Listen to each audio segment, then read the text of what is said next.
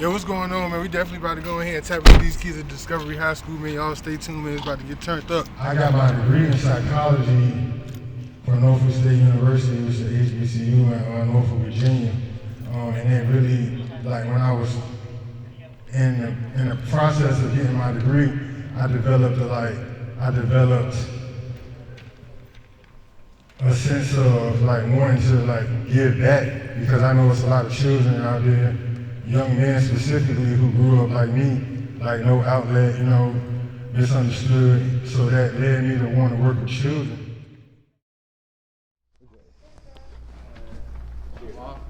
You play football? We was just chilling. I chilling around school. I ain't seen anybody know me real like. I mean, you know, like.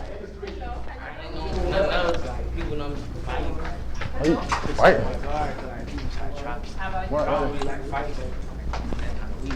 Why they trying you for? Why you feel they trying you? They don't try to be like, around down here, like, kind of weird. Hang out with somebody that don't like that person.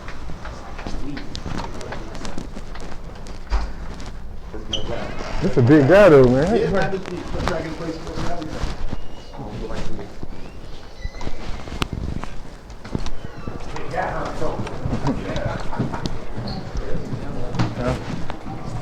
Man, I used to be just like him, man. Coach Ham, this is Mr. Stevenson. How you doing, man? How you doing? How you doing? I'm doing well, and yourself? Doing well.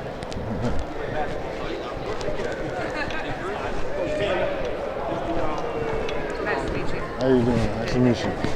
This is Coach Mack. This is my guy right there. How you doing, Coach Mack? How you doing, man? How you doing, man? You sit down somewhere and I'll just keep my eye on you.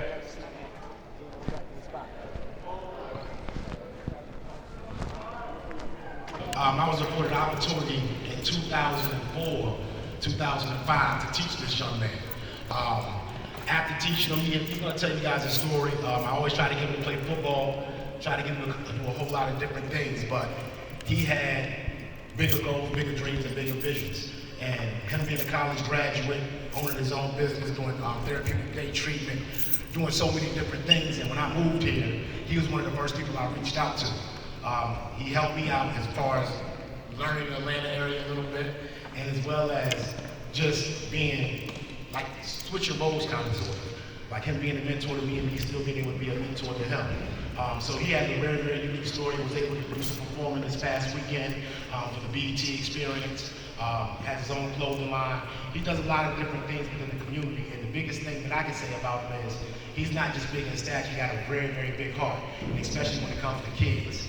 He worked in the school that I worked in when I was back in Virginia, and that was just a big accomplishment for me to see him giving back to the kids when that was always him. So I'm going to let him talk, Mr. Stevenson. He's going to tell you his story. How y'all doing this morning? That's good to hear. Coach Mans gave me a call, man. He asked me to come speak to you all, and I was a little worried, like, because I didn't know what I was going to talk to y'all about. So, I called him, and I was like, Coach Mans, what you want me to talk about? He was like, just be yourself. So I was like, okay, I'm going to just be myself then. So I just got to get a little comfortable. Take my chains and stuff out.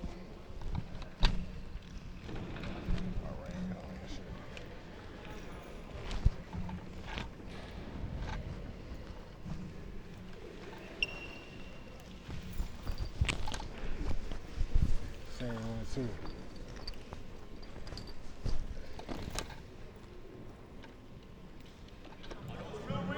Huh? Costume. No, but like I was saying, man, this is me, this how I present myself, man. I like to get more comfortable when I, sit and speak to people, let people see that I'm a, regular person. But like I said, man, when Coach Mans called me, I didn't really know what I wanted to talk about. So, I just gonna be myself and just give y'all a little background about myself. My name is Dion, like Coach Mans said in the beginning. Dion Stevenson, but all my friends, family, and my colleagues, they refer to me as Juice, Big Juice, or A.C.M. Juice.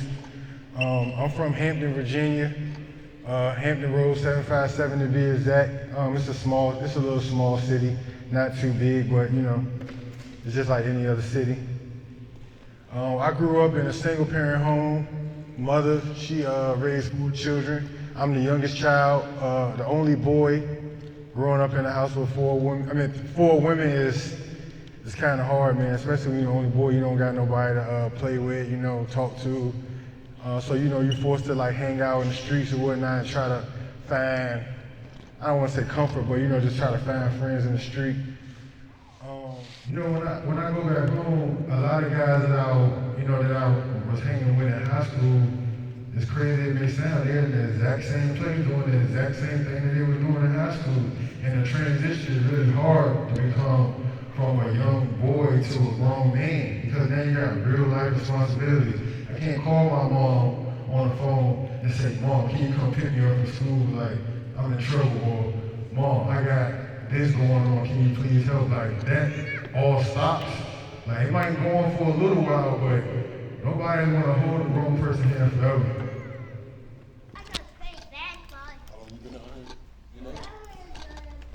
This is about almost 2 years in January. From where? St. Louis. From St. Louis? I was talking to, you like that country grandma, man? Yeah. Every time somebody say St. Louis, man, I think about Nelly. Yeah, her and that guy.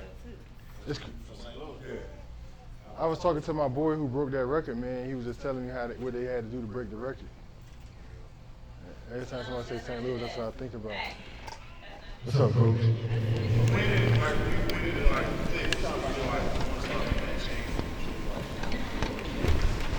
Well, I wanted to make the change. Like I said, I was getting in so much trouble in school. I didn't even know why I was getting in trouble. I was just acting off impulse. And when I was sitting there taking that GED test, the first thing that popped in my mind when I answered a few questions was like, why am I sitting here taking a GED test?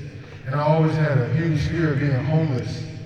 So when I first got to college, I didn't even know what I was going to college for. I was just in college. And then, like a few months go past, I just went to go see my counselor, and she was like, oh yeah, you in psychology. And I'm like, huh? And that's what made me like, but so as far as what made it click, it was just sitting there and knowing that I had something bigger for my life. What made you go from being the day treatment counselor and, kind of like translating that into your business where you wanted to like give back on your own time instead of being like in the system like a school? Well, when I worked at I worked at 3 schools, and the schools really helped me like express who I was. A lot of the people received me because I looked like them. And I worked in a lot of like bad, like I don't want to use the word bad, but I worked in a lot of rough communities where it was like the crime was really high. And like, for example, I worked at a school that only went up to 2nd grade, but a lot of the kids, like when I worked at a school in 1 year, 3 of the little kids had died. So it was like that community was really like rough. I stopped working at the school because the company that I was working for, they really wasn't serving the purpose that I wanted to serve. Like working for a company that serves a purpose like money, money, money, money. Okay, we all understand that we're here to work for money, but then like, what's the deeper goal? It's not all about money when you're trying to save someone's life. When you're seeing kids that's in the kindergarten to the 2nd grade dying, it's like it's different, and they didn't really have that same sense of urgency. Huh? Got my You rap? Nah, I ain't rap. Oh. No rap. How you doing, Coach? How you doing, man? Yeah, I'm good, man. Nothing wrong.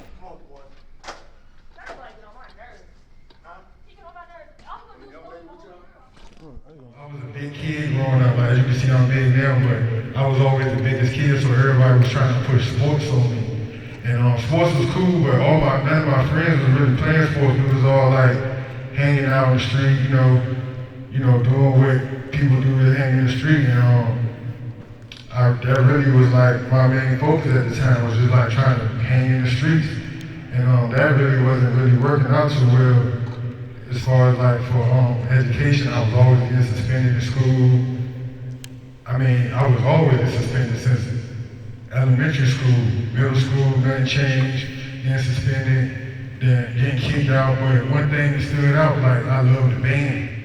I band really was kind of like leveling me out because I enjoyed music. That was one thing that used to save me in school. A lot of the teachers used to be like, "No, he's a good band student," you know. So, you know, we would work with him, but it didn't change my behavior much.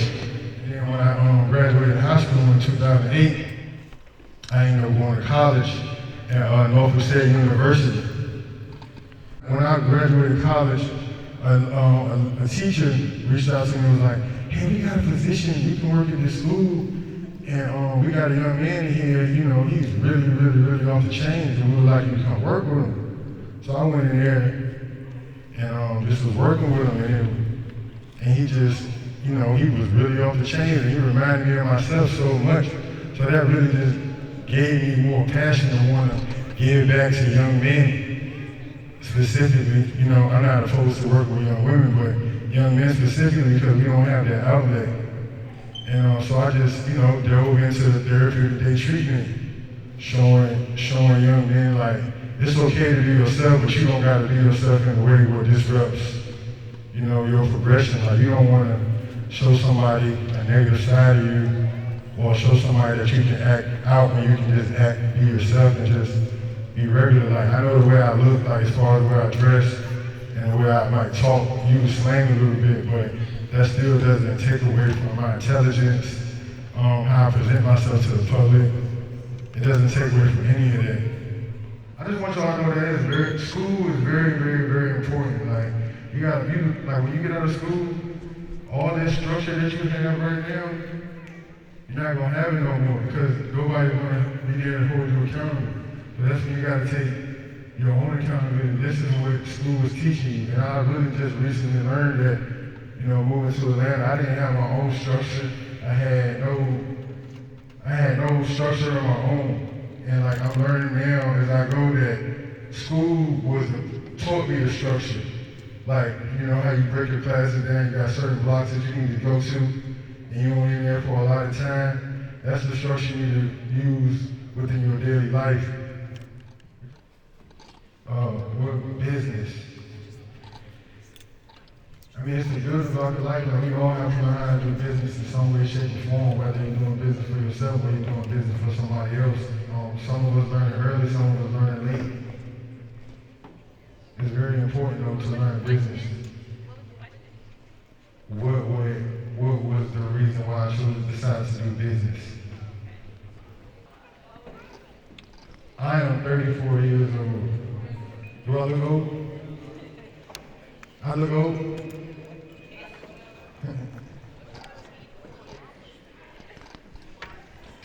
I have 3 children, and my most meaningful accomplishment was just letting, well, he's only 2, but my 2 oldest children, they got to see me graduate college, and that's my most meaningful accomplishment because I wasn't really supposed to graduate from high school and then graduate from college. A lot of people didn't really expect me to be on that stage, period, because like I was completely written off at an early age because I was just headed down the wrong road so early. So graduating college, I really feel like is my biggest accomplishment. Thank you. Well, we don't have no more questions, man. I thank y'all for your time, man. I appreciate it.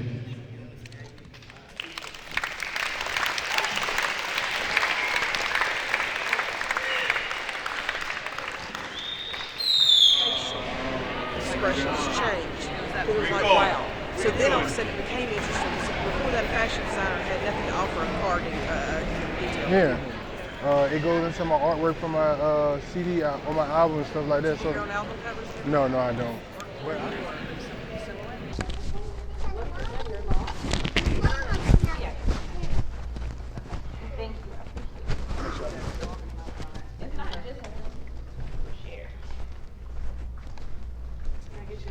You gonna tell Sherry? No, I'm good. You gonna tell Sherry to come? I got you. Yo, what's going on, man? We definitely just tore it up, man. Talked to the kids at Discovery High School, man, Lawrenceville, Georgia, man. Appreciate my boy Coach Mass for inviting me, man. You know, just spread a little knowledge, man. We'll be back.